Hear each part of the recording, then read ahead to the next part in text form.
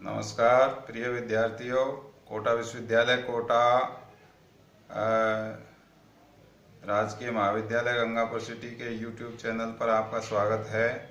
आज हम अध्ययन करेंगे बीए पाठ द्वितीय संस्कृत द्वितीय प्रश्न पत्र वैदिक साहित्य गद्य साहित्य अनुवाद एवं व्याकरण। इसके अंतर्गत हमारा जो अध्ययन कार्य है वो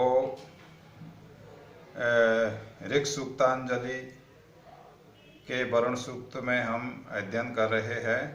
पिछले ई कंटेंट में हमारे द्वारा जो मंत्र का अनुवाद या व्याख्या समझी थी, उस मंत्र में ऋषि सुनसेप वरुण देवता से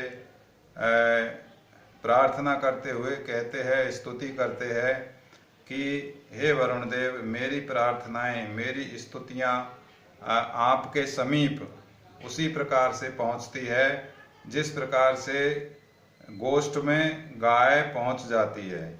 गोष्ठ कहते हैं चरागाह को, तो जहां पर गाय चरने के लिए, घास खाने के लिए जाती है, तो उसी प्रकार से मेरी प्रार्थनाएं भी आपके पास पहुंच जाती है। इसके बाद में जो अगला मंत्र है, इसमें इस प्रस्तुत मंत्र में ऋषि सुनसेप ने वरुण देव की स्तुति करते हुए उनके साथ वार्तालाप करने का यहाँ पर वर्णन करते हैं। वो कि वरुण देव से वार्तालाप होती है, इस प्रकार का वो वर्णन करते हैं। तो मंत्र है सम नु वोचावहि पुनः यतो मे मधुआभृतम होता इम छद से प्रियम।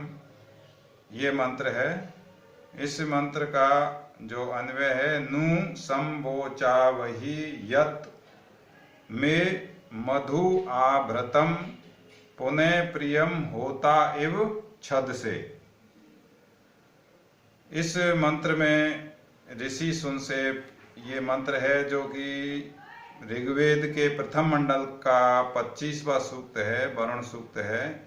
इसमें देवता वरुण देवता है इस सूक्त के। तो वरुण देवता की स्तुति करते हुए, चूंकि वरुण देवता को विश्व का या जगत का या संसार का सम्राट या राजा, ब्रह्मांड का राजा माना जाता है ऋग्वेद में, तो इस प्रकार से वरुण देव की स्तुति करते हुए ऋषि सुनसेप कहता है कि नु संवोचावहि। नु ये अव्यय है, ने नु का ही रूप है ने, तो अव्यय निश्चित रूप से ही, इसका अर्थ है निश्चय या सचमुच में ही, निश्चय ही। सम मानी अच्छी तरह से या घुल मिलकर, जिस प्रकार से दो दोस्त बातें करते हैं घुल मिल करके, दो फ्रेंड्स होते हैं, दोस्त होते हैं, वो आपसी बातचीत बहुत ही खुले रूप से घुल मिल करके करते हैं। इसी तरह से उसी भावना के अनुरूप यहाँ पर ऋषि सुनसेप ऐसी आशा व्यक्त करता है कि मैं भी वरुण देव के साथ में इस प्रकार से संवोचावहे, यहाँ पर ब्रू धातु है जिसका वैदिक रूप है ये, और उत्तम पुरुष का द्विवचन है। संवोचावहि यत मे मधु, जो कि हे वरुण देव, हम दोनों संवोचावहे, नु निश्चित रूप से अवश्य ही संवोचावहे, अर्थात आपस में मिलकर के वार्तालाप करे।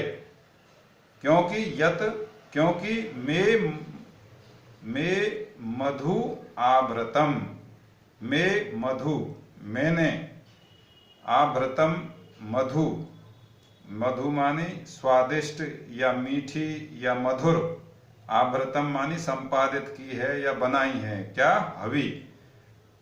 देवताओं के लिए हम यज्ञ में हवि प्रदान करते हैं, तो वो वरुण देव की स्तुति करते हुए ऋषि सुनसेप कहते हैं कि मैंने आपके लिए जो हविष्यान्न बनाया है, वो हवि कैसी है, मधुर है, मधु है, मीठी है, मधु है, और उस मधु का पुनः प्रियम होता एव छद से, पुनः प्रियम होता एव छद से, होता के समान, होता एव, होता के समान, छद से मानी भक्षण करते हो या खाते हो। तो आप मेरे द्वारा जो मधु आव्रतम, जो स्वादिष्ट मधु बनाई है, स्वादिष्ट जो हवि मेरे द्वारा बनाई है, उसका आप होता के समान भक्षण करते हो या होता के समान उसको आप खाते हो।